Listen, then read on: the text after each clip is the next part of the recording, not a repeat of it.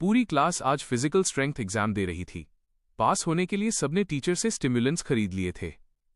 सबने, सिवाय हमारे एमसी के। उसे इतने महंगे स्टिमुलेंट्स खरीदने की औकात ही नहीं थी। एग्जाम शुरू होते ही बाकी स्टूडेंट्स जैसे तैसे मैजिक रिस्ट वेट्स पहनकर 30 पुलअप्स खींच पाए। पूरी जान लगा दी, पर बस वहीं तक उनकी लिमिट थी। लेकिन जैसे ही एमसी की बारी आई, टीचर ने बदला लेने का फैसला कर लिया। स्टिम्युलेंट नहीं लिया, ठीक है, और उसने मैजिक ब्रेसलेट्स का वेट कई गुना बढ़ा दिया। पर एमसी के लिए ये सब मजाक जैसा था। वो आराम से 100 पुलअप्स लगा गया। बाकी सबके चेहरों पर शॉक जम गया। ये गरीब लूजर हमें कैसे पीछे छोड़ सकता है? और यही है उसकी असली ताकत की कहानी। जॉइन कभी दुनिया का सबसे निचले दर्जे का रैंकर था, ऊपर से कर्ज में डूबा हुआ। अपनी बर्बाद जिंदगी ठीक करने का आखिरी तरीका, उसने ये सोचा कि वो एक डीमन समन करे जो उसे ताकत और पैसा दिला सके। पर डेविल से डील इतनी आसान नहीं होती। वो ये बात तब समझ पाया जब अचानक आसमान से एक लाइटनिंग बोल्ट गिरा और उसी पल उसकी दयनीय जिंदगी खत्म हो गई। कुछ देर बाद वो फिर जागा, माथा फटने जैसी हेडेक के साथ, क्योंकि उसे अभी भी अपना इंपॉर्टेंट प्रोजेक्ट पूरा करना था। लेकिन जैसे ही उसने शीशे में देखा, वो अपनी ही नई शक्ल देखकर हक्का बक्का रह गया। आसमान में खड़े गिरते हुए जायंट व्हाइट ट्री को देखकर उसे कुछ समझ नहीं आ रहा था। तभी एक रहस्यमयी अस्तित्व उसकी समनिंग पर उसे बधाई देता है और उसे ठीक वही चीज देता है। वो उसे एग्जैक्टली 3 विशेस देता है। ये सुनकर जो कुछ सेकंड के लिए पैनिक हो जाता है और तभी उसे समझ आता है कि वो सच में किसी दूसरी दुनिया में फेंक दिया गया है। शुरू में उसे लगता है कि वो किसी इसेकाई स्टोरी का प्रोटैगनिस्ट बन गया है। आसमान में तैरती वो किताब जो उसे 3 विशेस दे रही है, शायद कोई विश ग्रांटिंग गोल्ड फिंगर है। 3 विशेस कम लगी तो उसके दिमाग में बड़ा आइडिया आया और उसने पहला रिक्वेस्ट ही बोल्ड मार दिया, मुझे 10 विशेस चाहिए। ये सुनते ही वो डिमोनिक बुक तुरंत एक्साइटेड हो गई, क्योंकि उसने महसूस कर लिया ये इसका असली समनर नहीं है। एक पल में वो किताब अपनी असली दैत्य रूप में बदल गई। जब उसे पता चला कि जो के शरीर में नई आत्मा आ गई है। हमारा लड़का तो कंफ्यूजन और डर दोनों से पैंट गीली करने वाला था। वो मॉन्स्टर उसे बताता है कि उसने इस शरीर की ओरिजिनल सोल खा ली है और उस पर पूरी तरह कब्जा करना था। जो को उसी क्षण समझ आया वो गलत दुनिया में आ गिरा है। वो भागने की कोशिश करता है, पर डीमन उंगली चटकाता है और जो का पूरा शरीर आग में जलने लगता है, क्योंकि कॉन्ट्रैक्ट तोड़ने के बारे में सोचना भी उसे अनंत नर्क जैसी सजा देता है। उसकी चीखें पूरी सड़क पर गूंज उठती हैं और डीमन सोचता है, बस अब इस पैथेटिक इंसान को खत्म कर देना चाहिए। लेकिन तभी हमारे कॉर्पोरेट बैकग्राउंड वाले प्रोटैगनिस्ट को एक जबरदस्त आइडिया आता है। वो कहता है, कॉन्ट्रैक्ट तोड़ा नहीं है, अगर तुम पनिशमेंट देकर मुझे मेरी रिस्पॉन्सिबिलिटी निभाने लायक ही नहीं छोड़ रहे हो तो ये ब्रीच कैसे हुआ? एक इंसान को निगोशिएशन करते देख डीमन हैरान रह गया। जो हंसते हुए कहता है कि अगर तुम फोर्स से मेरा शरीर ले सकते तो अब तक ले चुके होते। ये सब मेरी विल पावर का टेस्ट था और मैंने पास कर लिया।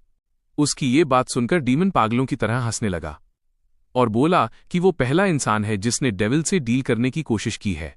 अचानक जो के सामने कॉन्ट्रैक्ट साइन करने का मौका आ गया और डीमन मान गया कि अगर जो अपनी एक विश भी पूरी कर दे तो उसे एक फ्रेश स्टार्ट मिलेगा। लेकिन कमीने जो ने अपनी पहली विश भी ये रख दी, मुझे 1000 और विशेस चाहिए। डीमन हंसकर बोला कि अब उसके पास ऑप्शन ही नहीं है, नहीं मानोगे तो अभी मर जाओगे। जो मजबूरी में अपनी सोल दांव पर लगाकर कॉन्ट्रैक्ट साइन कर देता है। अगली सुबह वो अपने अपार्टमेंट पहुंचता है। ऐसा लग रहा था जैसे किसी नशेड़ी को पूरी रात कुत्तों ने दौड़ाया हो। उसका नया बॉस कॉन्ट्रैक्ट होते ही उसे छोड़कर गायब हो गया। पर जो ने सोचा, चलो गुलामी तो अब किस्मत है, सह लेता हूं। जैसे ही वो अपार्टमेंट में घुसता है, वो देखता है कि पूरा घर बर्बाद हालत में पड़ा है और अंदर कोई नहीं है। तभी उसे एक ब्लड साइन डेथ नोट मिलता है और वो सोचता है, मेरे परिवार में दिमाग है भी या नहीं। अचानक पीछे से कोई जोर से चिल्लाता है और उसके सर पर मेटल बत मार देता है। वो बदतमीज घुसपैठिया चिल्ला रहा था कि जो उसकी कॉल्स क्यों इग्नोर कर रहा था। लेकिन उसका पार्टनर बोलता है, अरे बच्चे को मार मत डाल, ये ऑरेकल है, खतरनाक हो सकता है। कंफ्यूज्ड और गुस्से में जो पूछता है, तुम लोग हो कौन? ब्लॉन्ड आदमी जवाब देता है, सीधे उसके सीने पर ब्रूटल किक मारकर, तुम्हारी निकम्मी माँ कहाँ है? फिर वो उसकी माँ को गालियां देता है कि वो बेचारी अपने डेडबीट बेटे का कर्ज चुकाने के लिए खुद को झोंक रही है और कहता है कि जो और उसकी माँ दोनों ऑक्सीजन की बर्बादी हैं। इतना सुनकर जो को बचपन की याद आती है, जब उसने अपनी माँ से कहा था कि वो लूजर नहीं बनना चाहता। उसे सपना आया था कि उसकी माँ मेहनत करते करते मर गई और उसे डर था कि वो सच में हो सकता है। उसने अपनी माँ से पूछा था, अगर मैं ऑरेकल ना जागा तो क्या होगा? और उसकी माँ ने कहा था, चैन, मत डर, दुनिया खत्म हो जाए, माँ हमेशा तेरे साथ है, खुद पर भरोसा रख। वापस प्रेजेंट में जो का खून खौल उठता है। वो अचानक लाइटनिंग स्पीड पंच मारता है ब्लॉन्ड की तरफ। वो हरामी उड़कर दूर जा गिरता है। उसका पार्टनर शोर सुनकर भागता है, लेकिन दूसरा आदमी भी हवा में उछलता हुआ उसके सामने से गुजर जाता है। उसका चेहरा इतना बिगड़ चुका था कि प्लास्टिक सर्जरी भी काम ना आए। बाकी दोनों उसकी सडन ऑरा चेंज देखकर डर जाते हैं। उन्हें लगता है कि उसने यहीं खड़े खड़े ब्रेक थ्रू कर लिया। हमारा लड़का उन्हें सबसे ठंडी नजर से घूरता है। अपना गंदा मुंह बंद रखो। गून कहता है कि इस ई रैंक बच्चे को सबक सिखाना पड़ेगा। जन, एक दो पैर तोड़ दो इसके। जो समझ गया कि ये उसकी पावर रैंक की बात कर रहे हैं और शायद ये लोग उससे बड़े लेवल के हैं। जून ऊपर से पाइप लेकर उसकी तरफ झपटता है, लेकिन जो को सब स्लो मोशन दिखता है। वो आसानी से साइड में कूद जाता है और अगले ही पल वो गोरिल्ला जैसे आदमी के पीछे पहुंचकर हल्की सी नी स्ट्राइक मारता है। आदमी उछलकर दूर जा गिरता है। फिर उसका पार्टनर पीछे से हमला करता है। सोचता है कि जो उसे देख नहीं सकता। वो रिब्स तोड़ने का एम करता है, पर उल्टा उसकी अपनी रिब्स, जो कि राउंड हाउस किक से चकनाचूर हो जाती हैं। वो आदमी कचरे की तरह बाहर फेंक दिया जाता है और शॉक में बोलता है, ये हो क्या रहा है? वो जो से रहम की भीख मांगता है कि वो तो बस लीनू के ऑर्डर पर लोन कलेक्ट करने आया था। जो ठंडे स्वर में कहता है, अपने बॉस से कह देना पैसे टाइम पर मिल जाएंगे, लेकिन अभी निकलो और मेरी जिंदगी से दूर रहो। दोनों गूंज कांपते हुए भाग निकलते हैं। जो फिर धीरे से पूछता है, बॉस तुम हो यहां? और गोल्डफिंगर हैरान होता है कि ये एमेचर उसकी प्रेजेंस कैसे महसूस कर गया। जो कहता है कि उसे अपने अंदर पावर सर्जिंग महसूस हो रही है। डीमन बोलता है, मेरी मदद के लिए शुक्रिया बोल। जो चापलूसी करते हुए कहता है, बॉस आपकी पावर ले लूं तो मुझे किसी से डरने की जरूरत ही नहीं। ये सुनकर डीमन भड़क जाता है, क्योंकि एक नश्वर इंसान को यह सोचने का भी हक नहीं कि वो ऐसी शक्ति संभाल पाएगा जो लिमिट से जरा सा ऊपर गई तो उसे तुरंत मार देगी। शार्पली डीमन पूछता है, अच्छा बताओ, तुम मुझसे क्या ग्रांट करवाना चाहते हो? गोल्डफिंगर उसे समझाता है कि अगर वो अभी इतना स्ट्रांग नहीं है तो भी कोई टेंशन नहीं, वो उसकी विशेस पूरी कर सकता है। वो ये भी अश्योर करता है कि आगे मिलने वाले रिवॉर्ड से वो नेचुरली स्ट्रांग होता जाएगा, लेकिन साथ ही एक वार्निंग भी देता है, अपनी पावर अभी इस्तेमाल करने के बारे में भूल जा। ये सुनकर हमारा हीरो थोड़ा डिसअपॉइंटेड हो जाता है, लेकिन गोल्डफिंगर मन ही मन सोच रहा होता है कि ये लड़का अपनी पावर को कितने इंसेन तरीके से हैंडल कर रहा था।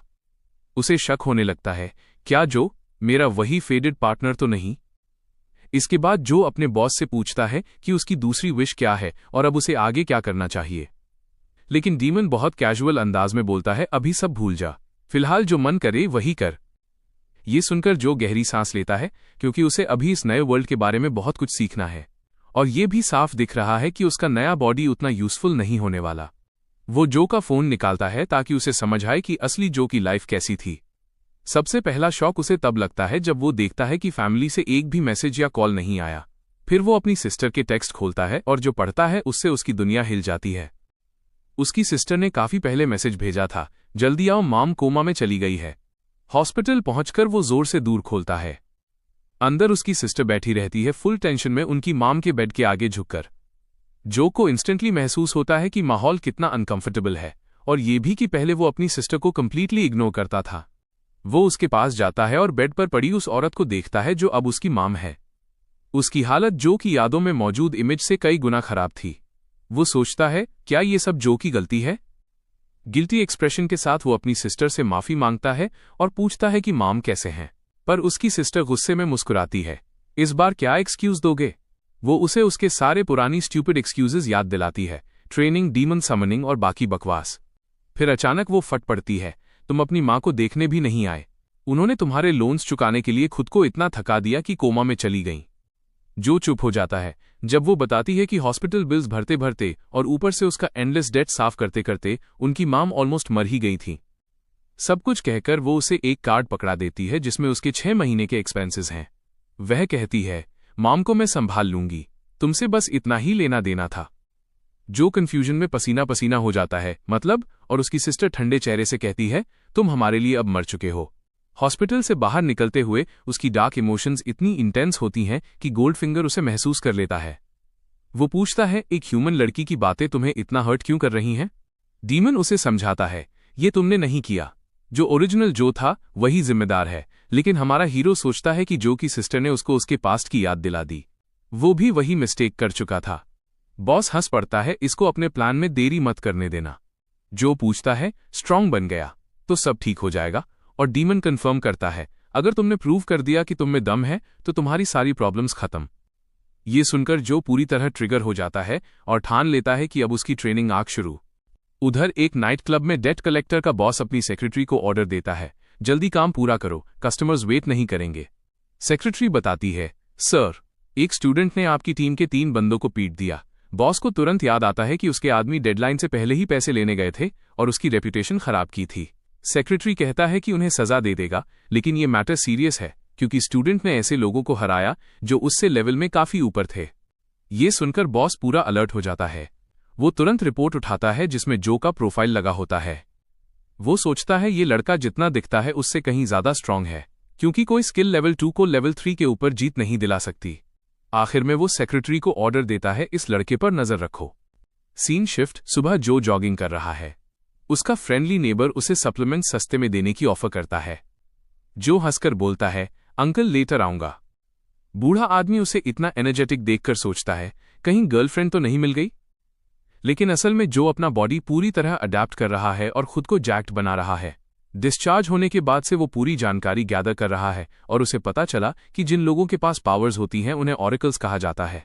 और जो इतना डीप डेट में इसलिए गया क्योंकि स्ट्रांग बनने वाले सप्लीमेंट्स की कीमत किडनी बेचकर भी पूरी न पड़े। हालांकि उसे नहीं पता लिमिट क्या है, लेकिन कुछ ही दिनों की ट्रेनिंग जो ड्रग से वो काफी स्वोल हो चुका है। सोचते सोचते ही उसका फोन बजता है और कोई टीचर उसे डांट रहा होता है कि वो वापस नहीं आया जैसा बोला गया था। जो को अचानक याद आता है वो उन्हें टोटल गोस्ट करके आ गया था।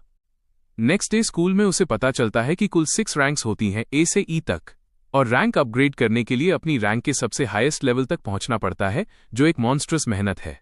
इन रैंक डिफरेंसेस की वजह से दुनिया को 5 लेयर्स में बांटा गया है, जहां ई रैंक्स और नॉर्मल लोग आउटर जोन्स में रहते हैं, जबकि डी रैंक और ऊपर वाले इनर लेयर में। ये समझकर जो रियलाइजेस करता है वो इस दुनिया में बॉटम टियर ट्रैश है, और इसी रियलाइजेशन के साथ वो तय करता है कि वो स्ट्रांग जरूर बनेगा। जो अब बस एक ही बात सोच रहा था कि उसे जितना जल्दी हो सके स्ट्रांग बनना है ताकि वो मिडिल लेयर्स में जल्दी घुस सके। अचानक पीछे से एक नियांडरथाल जैसा लड़का उसकी पीठ पर बूगर मारता है और उसके चेहरे पर हंसता है। उसका दोस्त मजाक उड़ाते हुए कहता है कि जो इतना वीक दिख रहा है कि लेवल 1 ऑरेकल होने के बावजूद वो लोग उसे एक झटके में पिटा सकते हैं।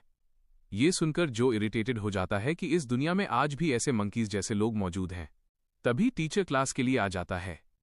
बाद में बाहर जो स्ट्रेचिंग कर रहा होता है और सोचता है कि उसकी स्कूल लाइफ अभी तक ठीक ही चल रही है। तभी कोई पीछे से उसका नाम पुकारता है। कुछ मिनट बाद बूगर गाय शॉक हो जाता है जब वो जो को उनके क्लास के सबसे स्ट्रांग लड़के से लड़ते हुए देखता है। उसका दोस्त इतना हैरान नहीं होता क्योंकि वो जो की लड़ाई वाली हिस्ट्री जानता है। बदमाश लड़का जो को ताना मारता है कि लिखित एग्जाम में अच्छे मार्क्स आ जाने से वो बहुत घमंडी हो गया है। वो कहता है कि एक ऑरेकल की असली वैल्यू उसकी स्ट्रेंथ से मापी जाती है और जो की लेवल 1 स्ट्रेंथ तो गार्बेज है। जो का दोस्त तुरंत याद दिला देता है कि उस बुली की भी स्ट्रेंथ लेवल 1 ही है। ये सुनते ही बुली आग बबूला हो जाता है और एक वायलेंट हुक फेंकता है। जो आसानी से उसकी मुट्ठी को एक हाथ से पकड़ लेता है और दूसरे हाथ से उसकी कलाई मोड़ देता है। वो शांत आवाज में पूछता है कि क्या अब उसका बकवास खत्म हो गया। बदमाश को यकीन नहीं होता कि जो उसे ओवरपावर कर रहा है, और उसे तो ऐसा भी लगता है कि जो पहले से लंबा हो गया है। फिर जो उसी की बात वापस उस पर फेंकते हुए बोलता है कि स्ट्रेंथ ही सब कुछ है, और बहुत पोलाइटली पूछता है, क्या मैं अब तुम्हारा चेहरा तोड़ दूं? बदमाश पसीने में डूब जाता है क्योंकि उसे लगता है कि आज उसकी पिटाई पक्की है। लेकिन उसी समय कोच वहां आ जाता है और जो पर भड़क उठता है कि वो क्लास में वापस आते ही प्रॉब्लम क्रिएट कर रहा है। कोच हमेशा की तरह इरिटेटेड रहता है और पूछता है कि क्या जो का यही प्लान है कि आते ही दंगल शुरू कर दे।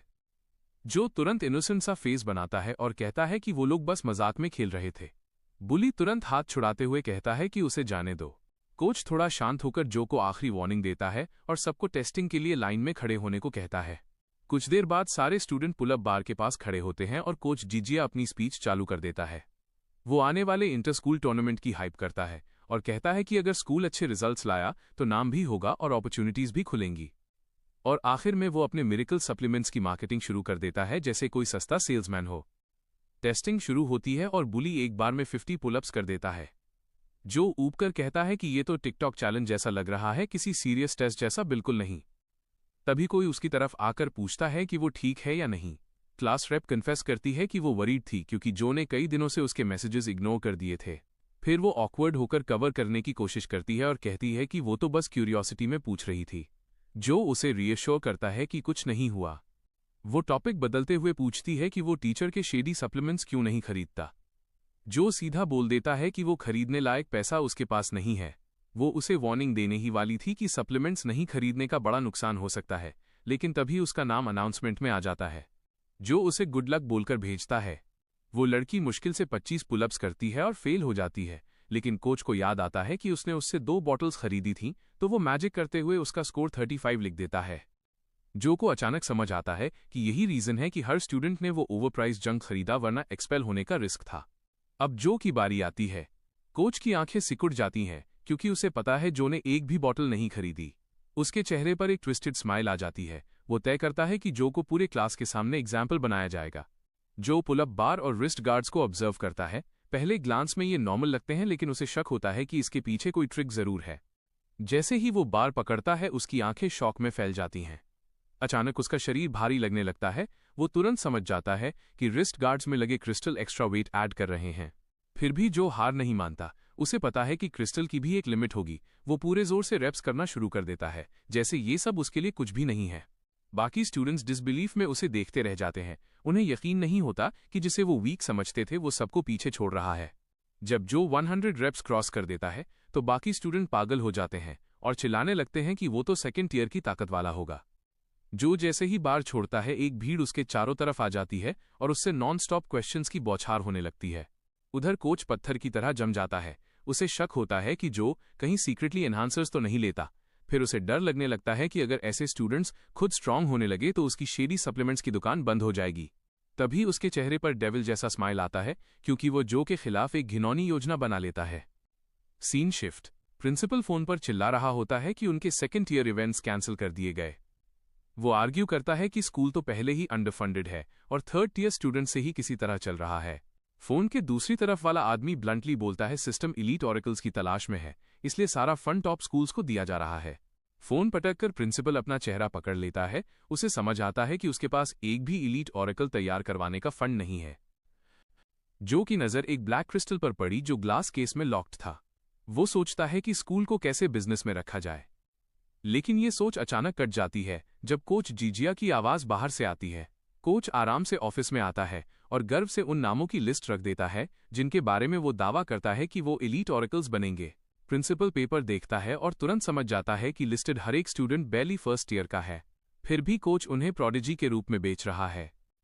कोच कहता है कि एक स्टूडेंट ऐसा है जो ऑरेकल बनने के लिए अनफिट है। प्रिंसिपल तुरंत पूछता है कौन है वो। स्टोरी फिर जो पर शिफ्ट होती है।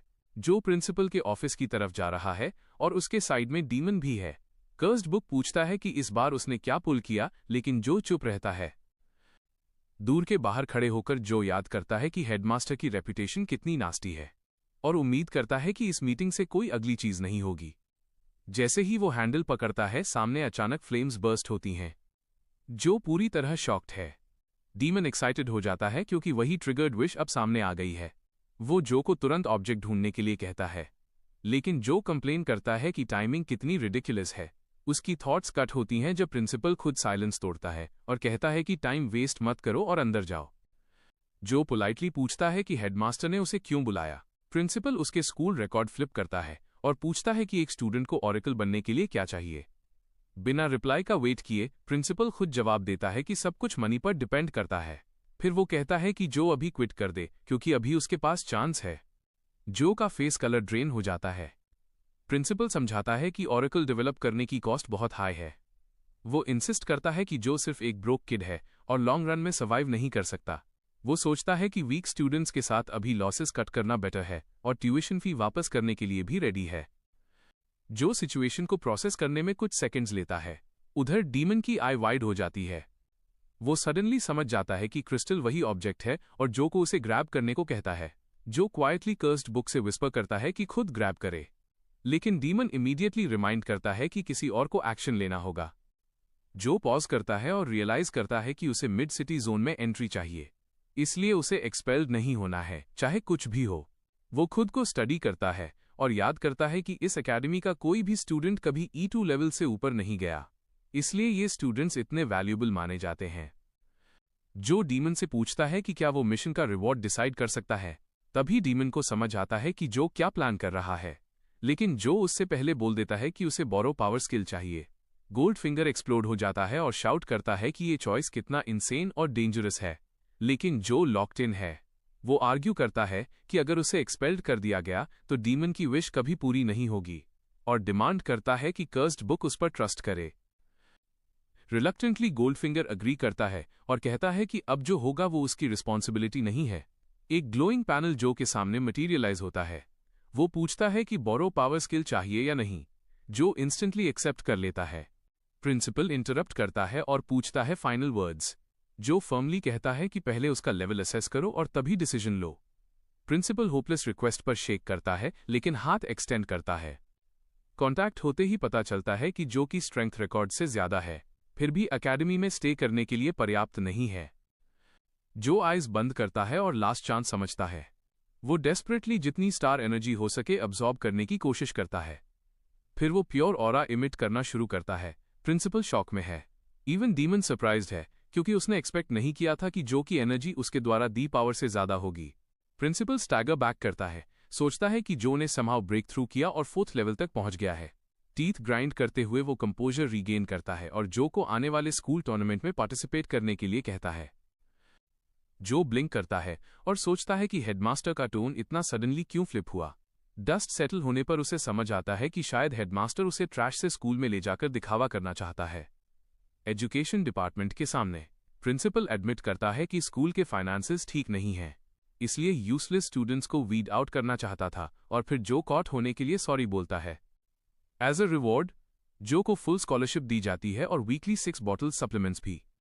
प्रिंसिपल सीधे कहता है कि जो को स्कूल रिप्रेजेंट करना होगा क्योंकि एकेडमी का पूरा फ्यूचर उसके ऊपर है। जो समझता है कि हेडमास्टर कितना डेस्परेट है और वो शूट करता है और पूछता है कि क्या उसे शेल्फ पर रखा ब्लैक क्रिस्टल मिल सकता है। प्रिंसिपल बताता है कि ये ब्लैक स्टार क्रिस्टल से बना है जिसे प्रीवियस हेड ने लाया था और ये स्कूल का फेथ रिप्रेजेंट करता है। लेकिन फिर वो साय करता है कि अगर स्कूल कोलैप्स हो गया तो इसका सिंबल कोई मतलब नहीं रखता, इसलिए वो अग्री करता है कि वो क्रिस्टल जो को दे देगा। हमारा हीरो कॉन्फिडेंटली रिस्पॉन्ड करता है और प्रॉमिस करता है कि वो टूर्नामेंट जीतने के लिए अपनी पूरी मेहनत देगा। प्रिंसिपल टॉपिक चेंज करता है और पूछता है कि जो इतना स्ट्रांग कैसे हो गया। जो कैजुअली बोलता है कि उसने अपनी स्ट्रेंथ हमेशा हाइड की थी। हेडमास्टर ऑलमोस्ट चोक हो जाता है, सोचता है कि लेवल मास्क करना अल्टीमेट प्रो गेमर मूव है और स्वेयर करता है कि वो किसी से बात नहीं करेगा। तभी एक महिला ऑफिस में आती है और प्रिंसिपल उसे इंस्ट्रक्ट करता है कि जो को एलीट क्लास में एस्कॉर्ट करे। कुछ समय बाद वो बताती है कि पूरा 2nd फ्लोर सिर्फ एलीट्स के लिए रिजर्व्ड है। फिर कैजुअली वो पूछती है कि जो का प्रिंसिपल के साथ क्या कनेक्शन है, लेकिन जो बिना कुछ बताए ब्रश कर देता है। तभी कोच गिजिया फुल स्पीड में ऑफिस में आता है। वो अपोलोजाइज करता है और कहता है कि उसने हेडमास्टर से डिसीजन रिकंसिडर करने के लिए रिक्वेस्ट की थी, लेकिन कोई फायदा नहीं हुआ। फीमेल टीचर बीच में इंटरप्ट करती है और क्लैरिफाई करती है कि जो को एक्सपेल नहीं किया जा रहा है, बल्कि उसे एलीट क्लास में शिफ्ट किया जा रहा है। वो ऐड करती है कि प्रिंसिपल अब उसे ढूंढ रहा है, जिससे कोच का फेस पूरी तरह कलर लूज कर देता है। रात को जो खुद को अपनी टाइनी अपार्टमेंट में ड्रैग करता है और बेड पर क्रैश करता है। वो खुद से मटर करता है कि एक ब्रोक किड के लिए इतनी शॉर्ट टाइम में लेवल 4 कैसे रीच करेगा। डीमन तुरंत इंटरप्ट करता है और रिमाइंड करता है कि मिशन अभी पेंडिंग है। गोल्डफिंगर वार्न करता है कि उसकी पावर फॉरएवर ह्यूमंस को ट्रिक नहीं कर सकती। जो एडमिट करता है कि उसने ये ऑलरेडी फिगर कर लिया है, फिर भी वो सोचता है कि फ्री सप्लीमेंट्स मिल गए और एक्सपल्शन डॉज कर लिया तो अभी लाइफ उतनी बुरी नहीं लग रही है। फोन देखते हुए उसे समझ आता है कि रियल क्राइसिस अभी भी डेट का माउंटेन है और जल्दी मनी मेकिंग प्लान बनाना होगा। अगले दिन स्कूल में वो पहले से ज्यादा डिप्रेस्ड दिखता है। डस्टी रनडाउन एरिया को देखकर सोचता है कि किस तरह के डंप में चला आया है। आउट ऑफ नोवेयर कोई उसका नाम पुकारता है। एक आदमी दूर से वेव करता है और बड़े स्माइल के साथ बुलाता है।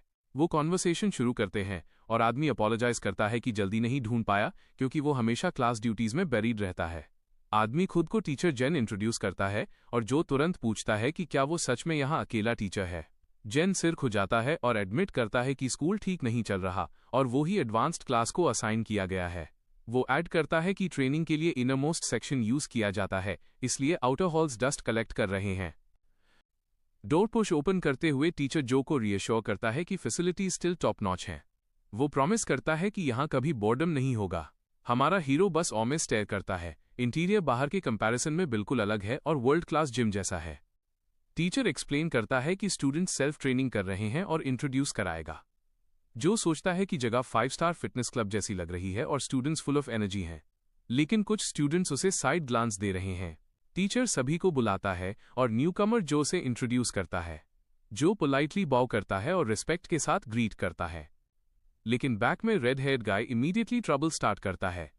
वो जो को मॉक करता है और कहता है कि एडमिट करो कि कनेक्शंस यूज किए हैं। टीचर चिल्लाता है और समझाता है कि जो प्योरली स्किल के बेसिस पर ट्रांसफर हुआ है। गाय नहीं मानता। वो प्रेडेटर की तरह आइज नैरो करता है और सडनली जो को फाइट चैलेंज करता है। स्टूडेंट्स इंस्टेंटली एक्साइट हो जाते हैं और रूमर्स स्टार्ट होते हैं। ब्लॉन्ड स्टूडेंट पूछता है क्या हो रहा है और पिंक हेयर्ड गर्ल एक्सप्लेन करती है कि फाइट होने वाली है। ब्लॉन्ड क्विकली इंटरेस्टेड हो जाता है और ट्रांसफर स्टूडेंट के बारे में और पूछता है। हीरो के पास टीचर एडवाइज करता है कि चैलेंज रिफ्यूज कर दो, लेकिन जो बिना हेजिटेशन एक्सेप्ट करता है। वो कामली ऐड करता है कि लीथल फोर्स ऑफ रहे तो मैच ठीक है। स्कूल ऑफिस में प्रिंसिपल नियरली बर्स्टिंग वेन है और डिमांड करता है कि पता चले नया किड ऑलरेडी फाइट स्टार्ट कर रहा है या नहीं। टीचर कॉल में एक्सप्लेन करता है कि जो ने वेनहाउ का चैलेंज एक्सेप्ट किया। Back to fight. Neither side back down करता है और दोनों फेस करते हैं एक दूसरे को और फार्म मैड ऑरा। प्रिंसिपल को ये ऑड लगता है, लेकिन सोचता है कि शायद किड बस अपने करंट लेवल जानना चाहता है, इसलिए वो ड्यूअल के लिए अरीना में परमिशन देता है। कुछ समय बाद दोनों स्टूडेंट्स सेपरेट डेस्क्स के पीछे खड़े होते हैं। टीचर रूल्स एक्सप्लेन करता है। फर्स्ट, कोई आउटसाइड इंटरफेरेंस नहीं हो सकती। सेकेंडली, दोनों फाइटर्स सेम स्टार लेवल पर compete करेंगे। जब टीचर फाइंड करता है कि जो सच में ई रैंक ओरेकल है तो वो इंस्ट्रक्शन रैप करता है और स्ट्रांगली रिमाइंड करता है कि वाइटल पॉइंट स्ट्राइक करना नहीं है।